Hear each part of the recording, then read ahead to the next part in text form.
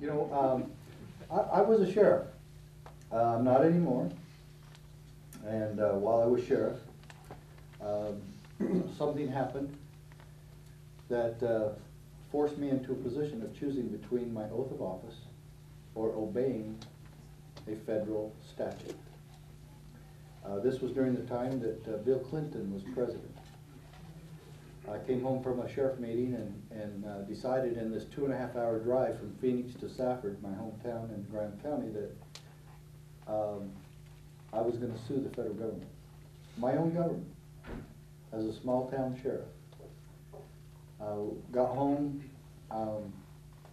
and came in the house and told my wife, I'm going to sue the federal government and Bill Clinton to stop the Brady Bill. She had absolutely no clue what I was talking about. She had never heard of the Brady Bill. And I hope this isn't a big shock to you, but when the Brady Bill came out and Bill Clinton signed it, he lied about what it was. Wow. Yeah, a lying Bill Clinton. Yeah. In fact, when I told my wife that too, she wasn't really thrilled, knowing the history of people that cross Bill Clinton, what happens to them. You know, she was, oh yeah, we're really hoping for this, huh? But when I told her that, I think her first response was something like, "Don't I get a kiss?" You know, oh yeah, right, forgot that. But I says, I really am going to do this unless you have some deep-rooted objections. And because I didn't want to make this decision without her. And I said, this is probably going to cost us a lot. And you know what? I lost my third election. And you want me to tell you what I feel about that? I don't care. Okay, I didn't like it at the time, of course not. But what I found in the 8 years that I spent as sheriff and my 20 years that I spent in law enforcement is that the President of the United States cannot tell your sheriff what to do.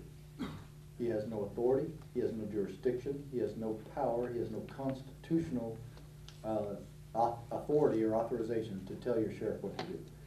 Nor can he do that to your governor. And that's why I'm really proud to be here with Debra Medina, who knows and understands the Constitution. What I've said as a rule, if any candidate can pronounce the word Constitution without choking, then vote for that one. Because we don't have any others who will or do. And let me tell you also, the paradigm shift really needs to go from thinking that Washington, D.C. has any semblance of a solution to the problem and to the tyranny they have caused throughout world history. Yeah, it's not there. Throughout world history, if you'll look at that, and you really don't need to, you can take my word for it on this one. Throughout world history, tyranny has never been stopped by the tyrants who caused the problem. It has never happened. Never. So if you're hoping for that to stop in our current tyrannical cesspool of corruption in Washington, D.C., well, you can forget it. Don't waste your time or money there. But you can count on some things in your state. When your sheriff and your governor and your state reps and your county commission and your county attorney learn and understand the principle of state sovereignty, of local autonomy, then you can get your Constitution back here. This is a peaceful revolution. You will never hear me say that I believe in a violent overthrow of the government. Do we have the right to do such a thing? Well, of course, the Declaration of Independence says that.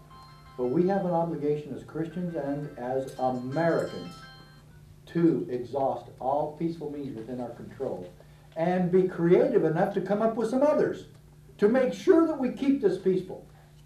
And we can, and we must, and we will. I know we can. And what proof do I have of any of that?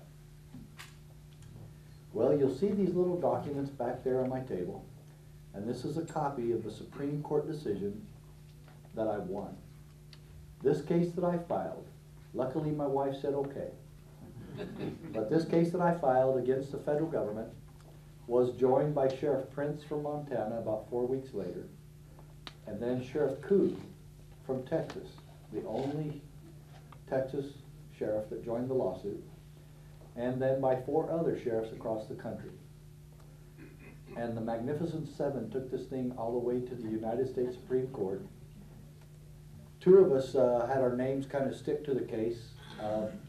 Most history books actually show the sheriff of Montana more than they show mine. So you might see it known as the Prince case, but it's the Mack Prince case. He and I ended up at the Supreme Court together. And let me share with you just a couple of things from this case. Quote, "But the Constitution protects us from our own best intentions." End quote. Folks, that's from the United States Supreme Court. Let me go to the end of the case, and let's see if you think what Janet Reno and Bill Clinton said about our victory was true. They said it was meaningless and a token victory for the NRA. As we examine this case, and you can pick some of these up on my table over there for $5. Justice Antonin Scalia, representing the United States Supreme Court and the majority opinion, said this: "The federal government may neither issue directives requiring the states to address particular problems, nor command the states' officers or those of their political subdivisions to administer or enforce a federal regulatory program." Wait, let's take a time out right there. Would perhaps nationalized socialistic health care qualify as a federal regulatory program? Amen. Well, of course it does. It's the epitome of such. Does the state of Texas have to comply with that? No. Absolutely, positively, unambiguously, no. Can they go along voluntarily? Yeah, if they're stupid. And boy, we got a lot of those around here, don't we? Would you please clean up Austin so we can get rid of some of that stupidity? Come on. I know somebody here who's really smart. And I'll tell you her initials. It's Debra Medina. So, let's get back. Time in. To administer a federal regulatory program, it matters not whether policy making is involved, and no case-by-case weighing of the burdens or benefits is necessary. Such commands are fundamentally incompatible with our constitutional system of dual sovereignty. End quote. Isn't that amazing?